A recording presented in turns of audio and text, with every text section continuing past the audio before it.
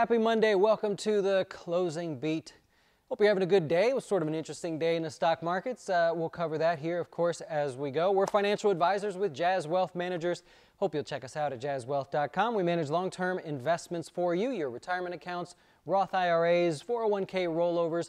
Whether you've been in the game for a while and you're just not happy with the direction you're heading, or you're thinking about, hey, it's a new year, it's a new me, I'm going to start investing for retirement in some fashion, know that you have a home here at Jazz Wealth. And in the meantime, we'll just keep updating you daily on the stock markets as we do here.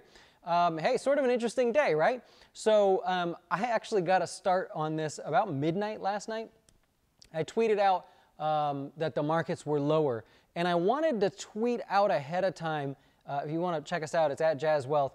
But I wanted to tweet out ahead of time before the markets opened that the markets sold off overnight because of the China export data that came out. It was weaker than expected, sort of puts them in a weaker position as far as negotiating the tariffs and everything. And so the markets sold off, right, because of technically what could be a little slowdown in China. We all know the stats. I've gone over the stats for you guys as far as how the rest of the world is done. But when we woke up this morning, all of a sudden it was the bank's fault. And you go, well, what happened, right? We saw the market sell off in the middle of the night because of the China news, but when we woke up, it's easier just to blame it on the banks. They were down anyways, so you saw that there. I wanted to point that out to you. And so that was kind of why I randomly tweeted at midnight. I just thought it was interesting there. Hey, quick interesting thing. We were like caught up, essentially, today, so playing with some numbers, right? This means absolutely nothing, but hey, let's have a little fun with it. Years that end in 8. So if you are paying attention, it's 2018, right? Years that end in 8 end positive by 70% of the time. Smack, right on the dot, 70.0% of the time. This goes back to the very, very first year of the S&P 500, which is 1928, by the way. And the average gain for years that end in an 8 is 10.7%. Clearly, that's not going to happen this year, so it just shows these are just fun stats. 70% of the time they end up positive, though, and with our customers we did a whole class on how things sort of play out for the stock market stat-wise. Actually, I sent out the email last Sunday, so you guys know the stats on that one as well. Interestingly, years that end in 9 finish positive 66.7% of the time with an 8.1% return, going back to 1928, by the way. And for those of you, just for fun, I might post this, but just for fun, the actual S&P return, no opinion, this is pure fact. So those of you that go, you can't get 5.5% or 6%, the actual S&P 500 return going back to 1928, ex dividends, is 7.5%. You add in dividends, you're at 10.1%. So that's the actual number. So if you want to factor in, hey, if I participated in the markets, what could I expect to generate as a return, provided that that was your benchmark? 7.5%. Dividends aren't factored into that number because they adjust. Nobody really knows as you go. Interestingly, the worst years, by the way, were years that end in 0 or 1. So hopefully that helps you. Hopefully it doesn't confuse you or anything. Hey, bank stocks. So let's talk about that. They sold off on the day. We did a whole class on that, the Doe Show today. Very cool class if you're into the geekiness, how to build a portfolio in a weak sector specifically with all the stats and everything. And I'm actually going to track that portfolio. We saved it. We've got 62 stocks in it, so we'll keep you updated as how things go with that, good, bad, or ugly. The markets over here were higher on the day. The Nasdaq, the best performer, giving about a 0.75% return on the day. They started off very, very low. So the Dow was down 500 points or 1.5%. The S&P was down 1.5%, which if you want some more geeky stats here, when the markets open, down 1.5%, right? So there's been only 3 other times this year where the market has sold off throughout the day, the S&P, a total of 1.5% or greater, and then recovered all of it and gone green for the day. Only 3 other times that that's happened. April 4th was the last time it happened. So if you're interested in how unique was today, very unique. There are 4 times, including today, where that has happened. So it gives you a sense of really kind of the day that was that happened there. Now, I'm going to go over to the charts here because I'm sort of disappointed. If we go over to the charts, there's the Dow on the screen. I'm disappointed because When the markets have been rallying off these lows here, they've been doing it because of tech stocks. You got a little banks today and everything, I get it, but they've been bouncing because of the same small group of names. Well, that's proven to be ineffective. If we go to the S&P 500, you can see that every time we've hit support, they came for FANG, they came for tech, and they bought that up. And that was great. That helped like support the markets, but that wasn't a broad-based rally. My personal opinion, you're going to need the Russell 2000. You're going to need more broad-based buying, not just healthcare stocks, not just tech stocks. You're going to need to see everything. Transports need to get in on the mix there. You're going to need to see the Russell 2000 get in on the mix as far as the amount of buying there. Now, the good news is all of that stuff is rather extended here in the short term. Retail, you want to see them in the mix. So if we just start with the Russell 2000, a little extended in the short term, that is sort of setting itself up for a possible bounce here, meaning we've got a bigger chunk of the market to play along. If we look at the transports, very extended. They broke to new lows today, thanks to FedEx. Very extended, and I put this red line down here as a sort of midterm support area that all the traders are looking at. And so you could see it's very extended, also due for a bounce. So there's a lot of sort of good things out there that could help the overall stock market. The one negative was we broke through support today. If you want to stay positive about it, we broke through support and there wasn't a lot of selling there. Usually that would cause an aggressive sell-off, stop losses, people running for the hills.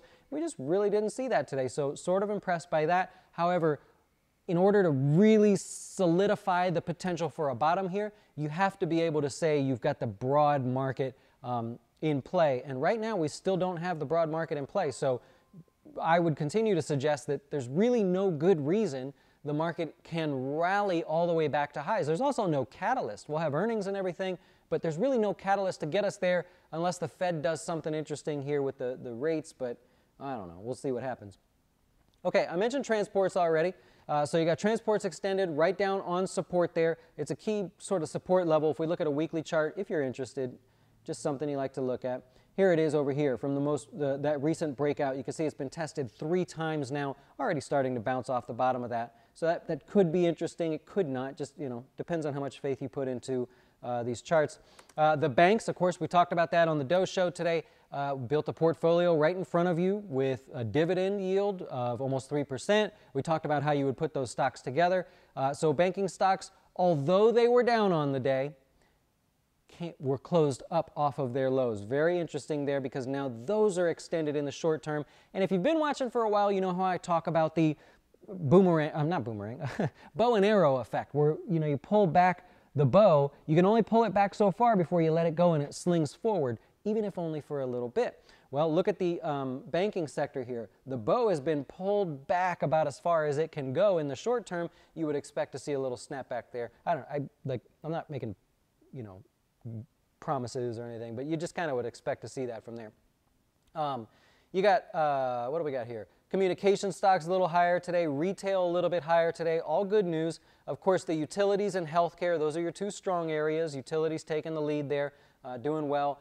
Consumer discretionary stocks, they closed up off of their lows today. Always a good sign because that's stuff that people don't have to buy. If investors are willing to participate in that area, even if they just gobble up a little bit of it, it shows that they feel strongly about the overall economy. A lot of guesses going on at the moment, but we'll see. On the downside, you got oil, energy, all that stuff there. Still just like, there was all that volatility from the OPEC meeting. There's still like nerves in the water, if you will. It's a lot of like when you walk around the corner and maybe somebody scares you. And for that brief moment, you go, and you're scared. But for a couple minutes later, you're just a little bit shaky, you're a little on edge, your adrenaline's still going. That's kind of how oil feels at the moment. We have a solution, we have what's happening here with OPEC, but there's no real details, right? Because of that, it's still a little bit jittery. That's the best way I can say it. All right, stock news, and then we'll move on to anything you guys want to look at. FedEx hit new lows today, down 4% on the day, was downgraded. They got some new management, and the way they went about adding the new management really kind of came as a surprise, and it sort of is a surprise. And so you had Bank of America, was it? Yeah, Merrill Lynch, Bank of America, downgraded the stock. It's down 20% just in the last 6 days. So you want to talk about a sell-off or a discount if you like that sort of thing. Really quick decline on FedEx. That definitely didn't help transports today, and UPS looked very similar as far as breaking down to new lows and then snapping back, so kind of interesting there. Facebook, really hinting at breaking out of this downtrend. I left that line on there for you. Look what happened. If you're a technical trader, I'll touch on this briefly because I'm not sure how many of you like this technical stuff and how many of you just want to catch the quick market news. But you got a long downtrend here. Nobody cares about Facebook. They could care less. Facebook comes out today and says, we already are buying back $15 billion worth of shares. We're going to add another $9 billion to it. Investors like to see that. And the technical sort of pro for betting on this thing to break would be, look, it made a new low. It rallied, right? Tried to sell off again, could not make a new low. Technical traders love that, right? It's called a higher low. And when you get a higher low in a downtrend, that's your first alarm that maybe the downtrend's coming to an end. So your first check, did we have a higher low? Yes. Second check, did we break above the downtrend? No, we haven't done that yet, but that's your first alarm has gone off to let you know Facebook could be changing course here, and it doesn't mean you buy it now, it doesn't mean that you go diving all in, it means that you watch it each day. Maybe tomorrow it has a good day and it breaks above the downtrend. That might be a reason that you're interested in a little counter-trend trade. Of course, I'm not telling you what to do. So Tesla up 2% on the day. Elon Musk was on 60 Minutes. Look, it doesn't really matter what he's doing or saying lately. No matter what's happening in the rest of the world, Tesla's like on its own little island here. Notice how Tesla basically is held near the highs when the market's sold off. You got other auto companies selling off, even when the ones that participate in the electric cars.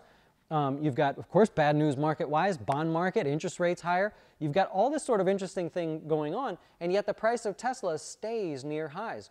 I'll continue to say that that is an excellent sign of relative strength. It's an excellent sign of support. It's an excellent sign that people are not bearish on Tesla. Don't know how else to say it there for you. Okay, elsewhere in the news, although it was kind of a slow news day, Qualcomm added 2.25% today. They won the ruling against Apple. Apple is supposed to stop selling their phones. However, Apple came out and said, wait a minute, the ruling said that we have to stop selling the software on older phones. We don't sell that software anymore, so therefore we can sell all the phones that we want. Qualcomm said, no, you're misunderstanding the ruling. You are not allowed to sell phones. Apple said, nah, we don't believe that. We're going to keep selling phones despite the judge's ruling in China. Look, peel all that back for a second. If you like sort of the fundamental drama side of Apple and Qualcomm, these guys are going at it tooth and nail. China is leaning towards, every time there's a ruling in any of the provinces, they favor Qualcomm. Why? Because Apple's US based. We're putting tariffs on China. This is one way that they can get back at us. You think that's not true, but those are the games that are being played out there. I watched a little bit of the Supreme Court hearing of Apple this was the Apple and the App Store issue there. And there are some battles going on there, a lot of problems overall. But with all that being said, if you take a look at the price of Apple, today's a day where it had the chance to close lower on the day and nobody would have bothered it. You got bad news out of China. They're kind of losing the hearing there with the Supreme Court over their their App Store and the monopoly allegations. So they're kind of losing that battle. If you follow along with that, it's boring to watch, but if you watch it, they're not doing well. So nonetheless, we could have seen Apple lower today and said, okay, yeah, that's a bad day, man. You got the raw end of the deal. Totally understand that. But Apple actually found support. Look at the charts over there. On a day where it could have finished negative, it actually finished a little positive on the day. That's a good sign. If you're trying to find the bottom of a stock and there's bad news, selling pressure, stock's already down overall, and next thing you know it's starting to bounce, that is a good sign. So again, I'm not telling you what to do with your money. I'm just saying those little things have to stick out to you in this type of market. If you are trying to invest actively, if that's your thing, then you've got to notice those little things that stick out when they do. Hopefully you did. We pointed out a few of those for you today, so we'll see. Cool, you got an alarm set for the show? Nice, I love it, man. That's cool. Why is oil such a big deal? Well, it depends on what side you're on. If you're on the consumer side, you drive by the gas stations, you're happy as can be. If you're invested in oil, which a lot of you are invested in oil, like it or not, Well, you've got an oversupply issue. You've got OPEC slow to cut. We don't have the details on the difference between OPEC and Russia. They agreed to cut production by 1.3 million barrels, but who was going to take which and when were they going to start? Very, very few details there. So for right now, whenever there's issues going on with a stock, a sector, a commodity, and people can't quite make heads or tails of the news, they run away. China's another great example. Zach likes the technicals. I love it. Cool. Skyline, what companies do you think have the highest exposure to China being pissed as a result of the Huawei? Apple, yeah, well, it looks like we already beat you to that. Apple's a big one there. It's one of those sort of passive-aggressive things, but I can promise you it's going on. We'll hear more and more about it, by the way. Nick likes the technical, geeky stuff. I love it. I love it. Home Depot, we'll take a look there. Yeah, so this is sort of like, if you follow technical charts or whatever, this is sort of a good thing. Home Depot, what about Lowe's? Did we look at Lowe's? Lowe's not the same. So Home Depot, if you look at the charts, basically it has settled down in this range with the markets. What's good about it overall, it did not break to new lows today. It's sort of been forgotten about. You can see the volume dropping off if you happen to look at these things. Can I switch back? Yeah, there you go. So you can see the volume dropping off on Home Depot. It shows that people are content to just see what happens next. And for a lot of stocks, if you're holding stocks right now, that's good enough, right? We're not in that market where you can say, be picky and like, you know, sort of ask the world of your stocks. If you own Home Depot and you're watching it sit there, the fact that it hasn't made new lows with the market, hey, that's good enough, right? That's a start. Let's just start with that and then see if it can, you know, build from there. So I wouldn't be too disappointed in that one. Yeah, not a lot out of the pot stocks today if you guys are following along. Last week, Kronos, 45% stake, sold to Altria Group, tobacco company. And not a lot happened there, so I don't have much new to say. Tilray's basically dead for right now. Nothing interesting. I'm just floored that it maintains this valuation despite, well, we won't go into it. But yeah, nothing really interesting to say there if you like following the pot stocks. Bitcoin was higher today. If you like Bitcoin, what was that, 2.5%? I started putting together a little study on Bitcoin, got frustrated, and stopped. So what I did is I put together all the cryptos versus the dollar and all the cryptos versus the euro. I was going to try to show you guys like what's the best performer, who's holding in there, you know, relative to those currencies depending on where you're watching from. Maybe I saved it, you know, maybe I just, you know, I like putting data together. I'm not a big fan of crypto. Lady, how you doing, lady? So we're going to look at GIS here. So think of it this way. You got consumer staple stocks. They've all mostly done really, really well, right? But General Mills, that one sticks out of the group. Put all the consumer staple stocks together, the big name stocks, you know, put them all together, they've done okay. Even Kellogg's, I get it, it's sold off a little bit, but hasn't done quite as bad. General Mills, I would say, is at the top of the discounted names in there. They do pay a nice dividend, but unfortunately, with this sort of rapid decline, that dividend doesn't really help you there, right? Now, take a look at what the company is doing. It's kind of like Campbell's Soup tried to do. So Campbell's Soup reached a point where they're like, look, it's cheaper for us to go buy stuff than it is other companies than it is to create our own new products. So General Mills sort of looked at Campbell's Soup and said, we can do that too. Unfortunately, General Mills started the process later after Campbell's Soup realized it didn't work, and now they have to sell off parts of their company, and have sold off parts of their company, and are restructuring and are getting in a little bit of trouble. Now General Mills goes, well, damn, we took your approach. We thought for sure it was going to work. We even bought pet food, right? General Mills bought, somebody tell me the pet food company. They bought pet food thinking, we'll diversify, we'll spread out, and it didn't work. So I hate to say think of it like a GE, but think of it like a Campbell's Soup, where it's like, yeah, they're going to have to refigure some things out. Blue Buffalo. Where did I just see that? Did you post it? Oh, cool. Thank you so much. Yep. Love it, love it, love it. Earnings, yeah. So you guys are all, you know what's going on. Look at you guys commenting on General Mills. I love it. You don't need me. Mark, you got to be 18. Yeah, not just for us, but for anywhere. That's a misconception, by the way. A lot of people think that they're opening a Roth for a kid, but really it's not a Roth. It's a different type of account, but you're technically allowed to call the accounts anything you want, kind of like we call our individual accounts taxable or individual or personal wealth accounts. There's no rule that says you have to call it something, so other companies call it a kiddie Roth, but you want to just be careful there. Good for you, by the way, being so young. Cool. Blue Buffalo, thank you. There's everybody. There's a delay. Cool. So Skyline, time to start dabbling in financials yet. There's a way to go about it. In more than one word, I tried to, I erased it. I tried to show you the way to, how do you buy or build a portfolio in a beaten down sector? How would a fund manager do it? And that was today's Doe Show, one of my favorite. It's not the most exciting in the world, but it's one of my favorite to put together. So a way to buy the financials, participate in any rally there, get a little dividend in the meantime after a 20% drop, and justify the risk relative to the reward. So check it out, Skyline. Let me know what you think. Cool.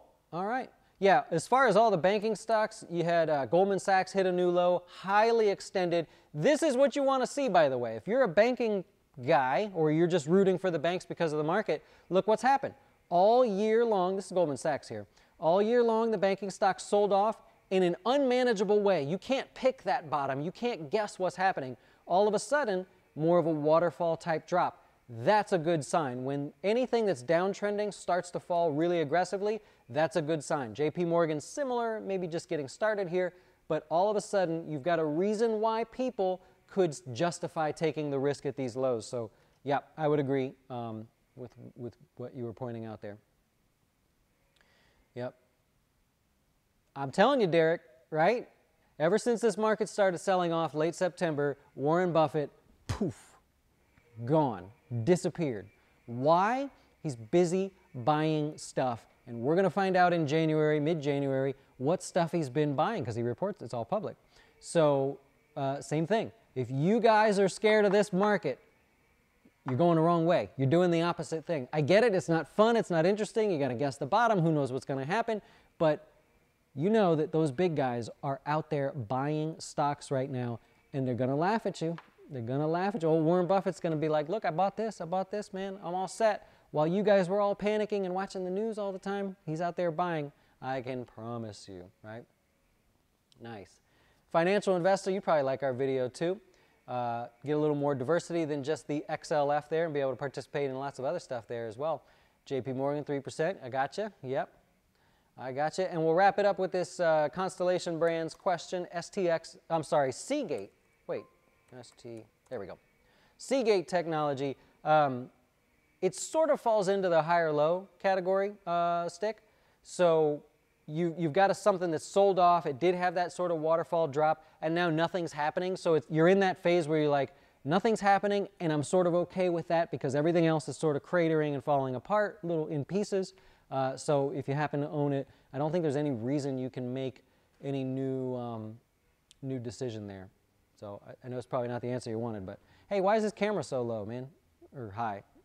We need to get it higher. I feel like a little tiny person.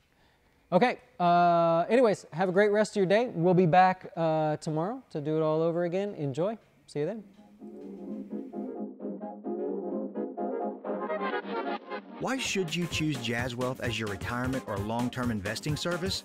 Our portfolios are managed by us, not some faceless mutual fund manager. Our private classes will teach you everything about investing and getting your dough straight. Best of all, our fiduciary standard means your best interest comes before ours.